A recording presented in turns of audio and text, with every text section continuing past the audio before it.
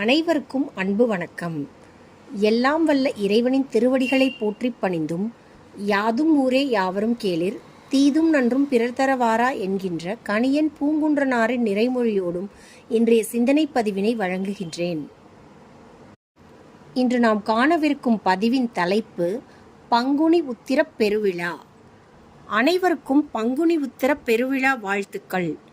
பங்குனி உத்திரம் என்ற இன்றைய நன்னாளில் ஆலயம் சென்று வழிபட்டால் திருமணத் தடைகள் அகலும் என்பது மக்களிடையே உள்ள அசைக்க முடியாத நம்பிக்கை.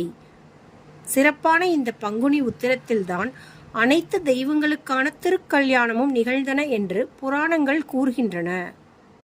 தமிழ் கடவுளான முருகப்பெருமான் திருப்பரங்குன்றத்தில் தெய்வ யானையை மணமுடித்தார் என்று கந்தபுராணம் கூறுகின்றது.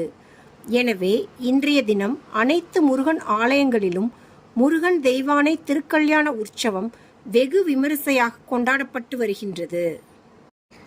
இவ்வாறு தெய்வங்களுக்காக நிகழ்த்தப்படும் திருக்கல்யாண உற்சவத்தில் பங்கு பெறும் அடியவர்களின் திருமண தடைகள் நீங்கி பொருத்தமான வாழ்க்கை துணை அமையும் என்பது தொன்று தொட்டு இருந்து வரும் நம்பிக்கை.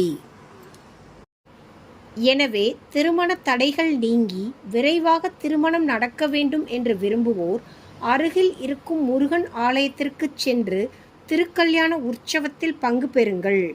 முருகனின் மணக்கோல காட்சியை கண்குளிர தரிசித்து வாருங்கள்.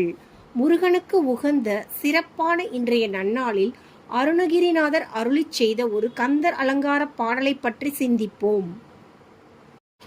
நாள் என் செய்யும் வினைதான் என் செய்யும், நாடி வந்த கோல் என் செய்யும், கொடும் கூற்றும் என் செய்யும், குமரேசரின் இருத்தாலும் சிலம்பும் சதங்கையும் தண்டையும் சண்முகமும் தோளும் கடம்பும் என் முன்னே வந்து தோன்றிடினே என்று அருணகிரிநாதர் பாடுகின்றார். நாள், வினை, கோல் என்ற மூன்றும் தான் ஒரு நபரின் இன்ப துன்பங்களை நிர்ணயிக்கின்றன என்பது மக்களிடையே உள்ள நம்பிக்கை. எந்த ஒரு செயலை செய்தாலும் நல்ல நாள் பார்த்து செய்ய வேண்டும் என்றும், வினை என்ற கர்மாதான் அனைத்தையும் தீர்மானிக்கும் சக்தி என்றும், அதாவது அனைத்தும் விதிப்படிதான் நடக்கும் என்றும், நவகிரகங்கள் என்ற கோள்கள் நம்மை ஆட்சி செய்கின்றன, நன்மை தீமைகளை தீர்மானிக்கின்றன என்றும் மக்கள் பலமாக நம்புகின்றார்கள். இந்த நம்பிக்கை பொய், அச்சம் வேண்டாம் என்று உடைத்து எறிகின்றார் அருணகிரிநாதர். குமரக்கடவுளின் இரு திருப்பாதங்களும், அப்பாதங்களில் அணிந்திருக்கும் இரு சிலம்புகளும், இரு சதங்கைகளும், இரு தண்டைகளும், அவனுடைய 6 முகங்களும், அவனுடைய 12 தோள்களும், அவன் மார்பில் இருக்கும் ஒரு கடம்ப மலர் மாலையும் எனக்கு முன்பாக அரணாக நின்று அருள்பாலிக்கும் போது நாளென் செய்யும், வினையன் செய்யும், கோலென் செய்யும், உற்றுவன் என்ற யமன் என்ன செய்வான், ஒன்றுமே செய்ய இயலாது என்று ஆணித்தரமாக கூறுகின்றார் அருணகிரிநாதர். முருகப்பெருமானிடம் நீங்கள் உங்களை முழு ஒப்படைப்பு செய்துவிட்டு அவனை உங்கள் சிந்தையில் நிறைத்து அவனுடைய திருக்கோலத்தை மனத்திரையில் நிரந்தர காட்சியாக வைத்திருப்பவர்களுக்கு நாள், வினை, கோல், யமன் போன்றவற்றால் துன்பம் விளையாது, நன்மையே விளையும் என்று கூறுகின்றார். இவ்வளவு தெளிவாக கூறிய பிறகும் நாம் நம் நிலை குறித்து அச்சம் கொள்ள தேவையில்லை.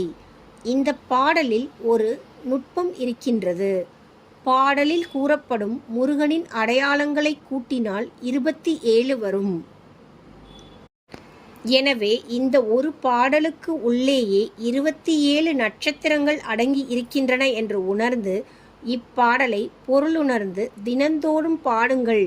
திருமணத் தடை மட்டுமல்ல, எல்லா தடைகளும் தகர்த்து எறியப்படும் என்று கூறி இன்றைய நாள் பதிவினை நிறைவு செய்கின்றேன். ஓம் முருகா சரணம். எல்லா உயிர்களும் இன்புற்றிருக்க நினைப்பதுவே அல்லாமல் வேறொன்றறியேன் பராபரமே என்கின்ற தாயுமான சுவாமிகளின் நிறைமொழியோடு இன்றைய நாள் பதிவினை நிறைவு செய்கின்றேன். அனைவருக்கும் நன்றி, வணக்கம். வாழ்க வளத்துடன்.